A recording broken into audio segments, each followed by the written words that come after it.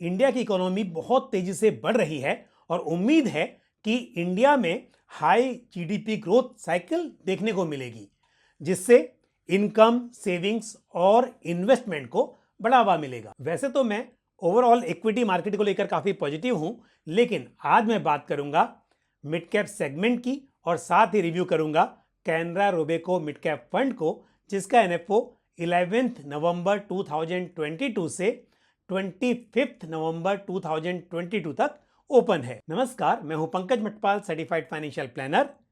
Mid cap segment की खासियत यह है कि more than 75% businesses domestic factors पर डिपेंडेंट हैं। इंडिया की फेवरेबल डेमोग्राफिक्स और इंक्रीजिंग अर्बनाइजेशन से real estate, building material, transportation, insurance इत्यादि की डिमांड काफी बढ़ रही है। साथ ही फॉर्मलाइजेशन ऑफ इकोनॉमी से फाइनेंशियल सर्विसेज में तेजी देखी जा सकती है। पर कैपिटा इनकम बढ़ने से परचेसिंग पावर बढ़ रही है और जिसका फायदा health care services, branded products और ऑटो सेक्टर को मिल रहा है। गवर्नमेंट का फोकस इंडिया को मैन्युफैक्चरिंग हब बनाने पर है। मेक इन इंडिया और आत्मनिर्भर भारत से मैन्युफैक्चरिंग को पुश मिल रहा है। गवर्नमेंट की पॉलिसीज का फायदा electric components, textile, medical devices, white goods इत्यादि को मिल रहा है। प्रिवेंटिव हेल्थ केयर के बारे में अवेयरनेस बढ़ने से डायग्नोस्टिक सर्विसेज, फार्मेसी चेन्स और रीजनल हॉस्पिटल्स की डिमांड भी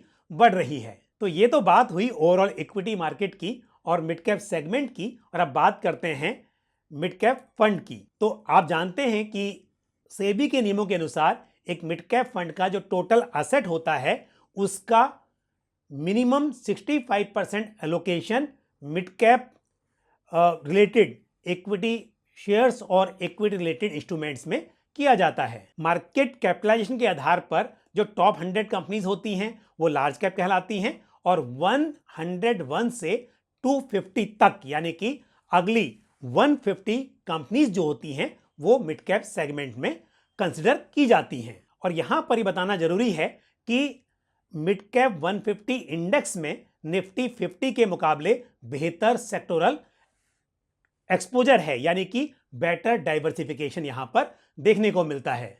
और मिड कैप के जरिए इन्वेस्टर्स को न्यू एज बिजनेसेस और इमर्जिंग बिजनेसेस में एक्सपोजर मिल सकता है। यानी कि आने वाले समय में जब ये न्यू एज बिजनेसेस या इमर्जिंग बिजनेसेस बड़े बिजनेसेस बनेंगे तो इसका फायदा इन्वेस्टर्स को बेहतर मिलेगा। तो ये तो तय है कि मिड कैप सेक्टर में बेहतर अपॉर्चुनिटीज हैं। पर अब बात करते हैं Canara Robeco mid cap fund की। Canara Robeco mid cap fund के जो स्कीम रिलेटेड डॉक्यूमेंट हैं उसके आधार पर मैं आपको बताना चाहूंगा कि स्कीम की इन्वेस्टमेंट आइडियोलॉजी मेजरली 3 पैरामीटर्स पर फोकस्ड होगी, और वो हैं industry growth, company growth and management pedigree.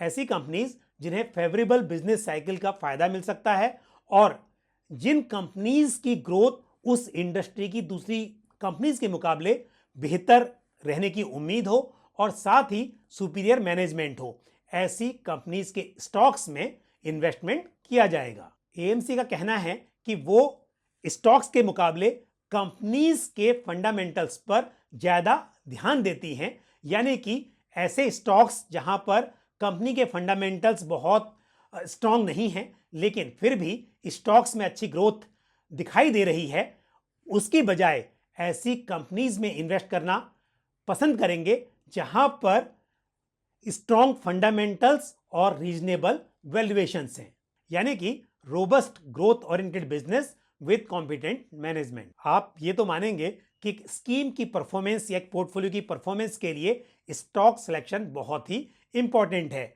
आप यहां पर देख सकते हैं कि अलग अलग फाइनेंशियल ईयर्स में S&P BSE mid cap 150 index के मुकाबले यदि आप इस इंडेक्स के टॉप 30 और बॉटम 30 कंपनीज की परफॉर्मेंस को देखें तो यहां पर आपको बड़ा अंतर दिखाई देता है। और इससे यह बात भी साबित होती है कि फंडामेंटली स्ट्रांग कंपनीज खराब मार्केट में भी अच्छा परफॉर्म करने का दम रखती हैं।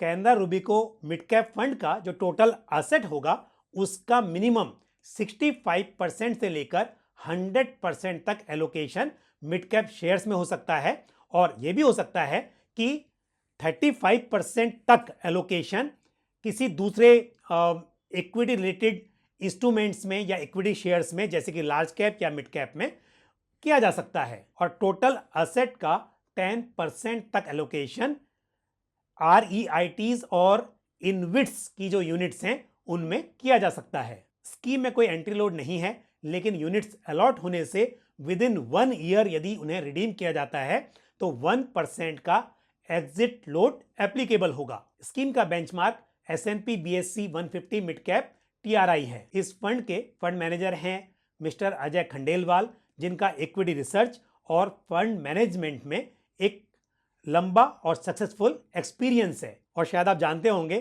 कि mister Khandelwal Canara Robeco small cap fund के प्रेजेंट में को फंड मैनेजर हैं और Canara Robeco small cap fund की परफॉर्मेंस से तो मुझे लगता है आप खुश होंगे। और सेकेंडरी फंड मैनेजर हैं श्री दत्ता भंडवलदार, जो कि कैनरा रूबिको के इक्विटी हेड हैं। वैसे तो मिस्टर भंडवलदार सभी फंड्स को देखते ही हैं, लेकिन Canara Robeco blue chip equity fund, flexi cap fund, emerging equities और Canara Robeco focused equity fund को डायरेक्टली मैनेज करते हैं। तो इन सभी स्कीम्स की पास्ट परफॉर्मेंस को देखते हुए आप ये अंदाजा लगा सकते हैं कि आने वाले समय में Canara Robeco mid cap fund भी एक परफॉर्मिंग फंड साबित हो सकता है। यह सवाल अक्सर उठता है कि किसी स्कीम में NFO के दौरान क्यों इन्वेस्टमेंट किया जाए जबकि उस स्कीम की कोई पास्ट परफॉर्मेंस हिस्ट्री नहीं है, उस स्कीम का जो पोर्टफोलियो है उसके बारे में भी जानकारी नहीं है।